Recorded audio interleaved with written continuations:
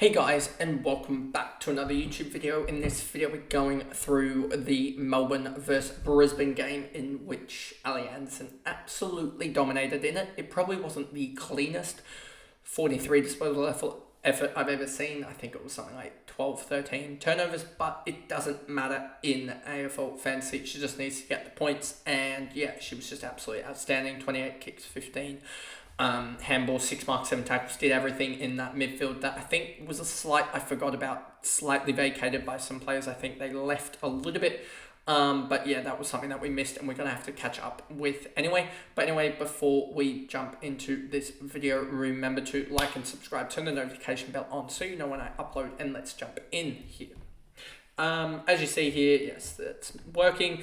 Kate Hall, 83 fantasy points, was the best Melbourne player. Again, she had 10 disposals, 4 marks, 10 tackles, and a goal. She's just a tackling machine. 96% TOG is really, really good. And yeah, she did pretty well, and she's just going to be a number one forward to have now with 2 good outs. Ty, I don't really think will back it up week in, week out. So there's that, and yeah, 10, 4, and 10 was pretty good.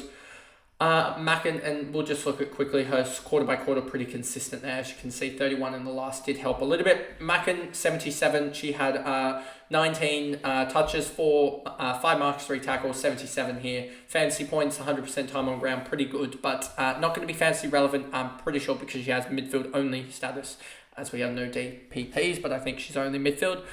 Goldrick, 74, she really did struggle. I think in the second or third was it that she struggled. As you see, pretty much struggled throughout the game and then absolutely lit it up in the last quarter with 74. Yeah, she was just outstanding in the last, and I did like that she did everything outside of tackling. I'm pretty sure if we go back to here and we go up to Goldrick here, you'll see in the first game she had 6 tackles, whereas this, she pretty much leveled her scoring without a goal, without the tackles, and just got more involved with the disposal side of things, as well as taking 5 marks. So yeah, really did like that. And I think she was also really close in, also gave away 2 free kicks, which was annoying, but she was really close in landing a couple more tackles as well. So I do think there's still a little bit of potential upside there, but I do think she could be a major 70 scorer for the most part, which will just be fantastic for the whole season, especially in that defender role. McNamara here, 12, 5, and 7, 69 points. She did really pretty well, but I'm pretty sure she's mid only. Heath, 61, Paxman, 60. Paxman's role really should be more conducive, but 0 point first quarter really did struck her down. As you see here, Heath and McNamara scored early and then failed, whereas Paxman was more in the last 3 quarters with her full 60. Then we go down. Beasley, I think, is one that if she'd come a week or 2 later, if she'd started now, I think a lot of people would be jumping on her. I think just the Port girls as well as Breed really did get away early. And I think Beasley is one that's just been sort of chugging along in the 50s. And I think she's right around that 570k as well, Beasley. Let's just check this out. Beasley, 508k. So, yeah, she'd been a week earlier and gotten to, what was she in originally? She went up 125k. So that would be 383. If she was 383k now, I think a lot of people would be jumping and doing some other things, because I think she is one that could go up rapidly. So, yeah, she's just got a really good role, 66% TOG. If we go to Beasley here, she's one that I was really annoyed that I just didn't have enough time to get her, because you look at it, 63% CBAs. If you look at this, you can see here, 66, 63. She's pretty much full CBAs. She's got a really good role, can heavily tackle, can get a lot of the ball as well, so or at least a decent enough of the ball. So I was really annoyed that she sort of just came at a bad time, and that sort of happens in general. You have rookies that go under the radar, or that you can't get the maximum cash gen out of them because she just was behind a couple of other girls like Breed and stuff like that, and didn't want to trade out window because I know her role was good. So yeah, if I had her instead of Goody, then maybe it would have worked, but Goody went huge in the first game, so you're never going to trade out her. Zenka, 56, Hanks, 50, Campbell, 48, Chaplin, 44, Lampard, Bannon, Golvan, Fitzsimmons, Mithen, Watts is someone that I'm intrigued about, but then again, you have here, look at Campbell here, you can see 21 hit out, 66% TOG. So yeah, we basically, for what to work, you basically need Campbell to be rested or whatever, or omitted. because I don't think she's injured, and I think Pearce is currently injured for Melbourne, so I think it's very likely that they do go to Cleaver, but I just like the really good points per minute from Watt, and if we look here at Watt quickly, you'll see that she is a really good scorer if she gets the time on ground. As you see here, a 42 scorer with 63%, a 53 scorer with 77%. And you can just see her points per minute are pretty good for what she's putting up. She's always been a really good points per minute when she gets the ruck contests. As you see here, just not getting much of the ruck contests at all. But I genuinely think that at 370k, she can be one that can get up towards 500, 600k if she just gets that ruck roll for just a little bit of time. As you can see here, even in season 6, she had a 6 game here. She also had a 0 game here, which both counted. If you take those two out of it, then that suddenly adjusts to a 53 with time on ground 31, which would adjust to, what's that? Let's look at season, what are we referencing? Season 8 goes up to a 53. Season 7 as well would take away 9 out of, 1 second here, let me just figure this out. 63 times 7 is like 430 odd, so it'd be around a 70% time on ground, and she'd go up to a 48. So yeah, you can just see the scoring is there if she has the role, but she's just not going to get that role, I don't think. Witherspoon 25, Gillard 20, Hill 20, Pisano 17.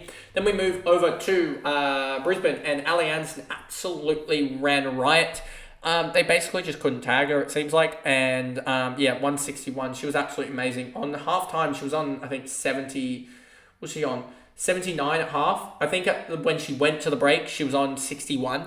And she legitimately gained like 18 points in the halftime break, which was kind of ridiculous. Or she was on like 67 and she gained like 12. So she gained a lot in the halftime break, and then she didn't let down, especially last quarter. 53 in the last, just blew everyone away.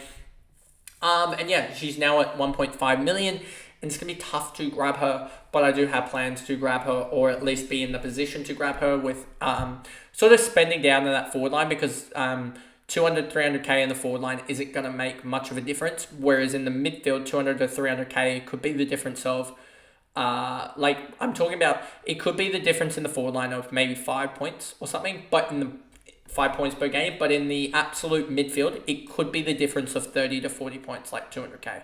So that's why I think I'm going to spend down, as I think it's going to make a massive difference in the midfield, especially with the double game week. It could cost me maybe 10 points this week, but in general, it could make me 130 points in the week after by spending down. That's how big it will be. So I think spending down is the right way to go about it with respect here.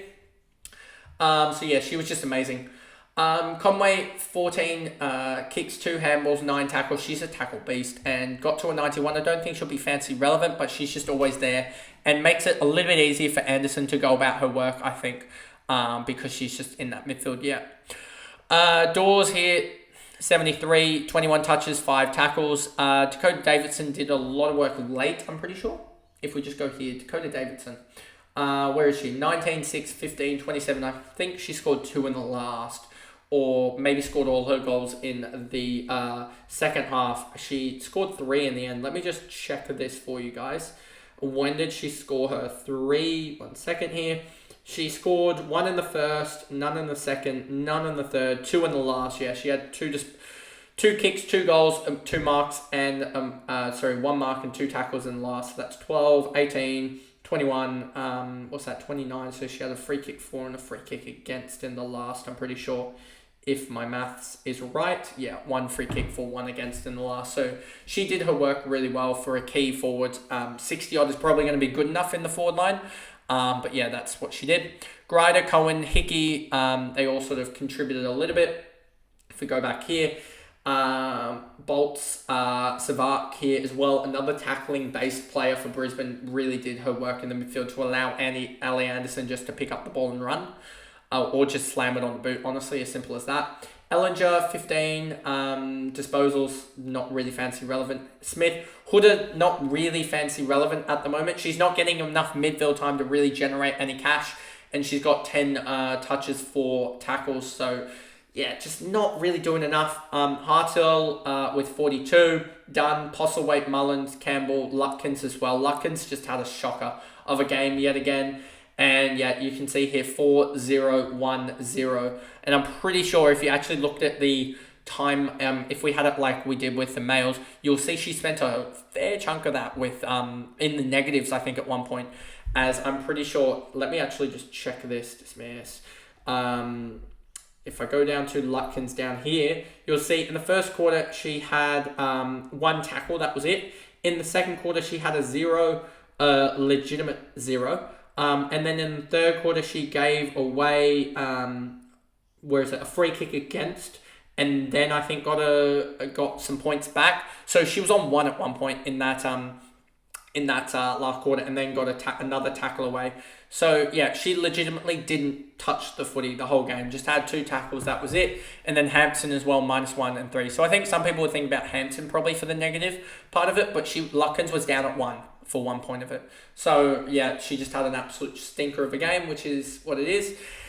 And that pretty much is the video there going through the Melbourne versus Brisbane game, which Melbourne got over the top of Brisbane there.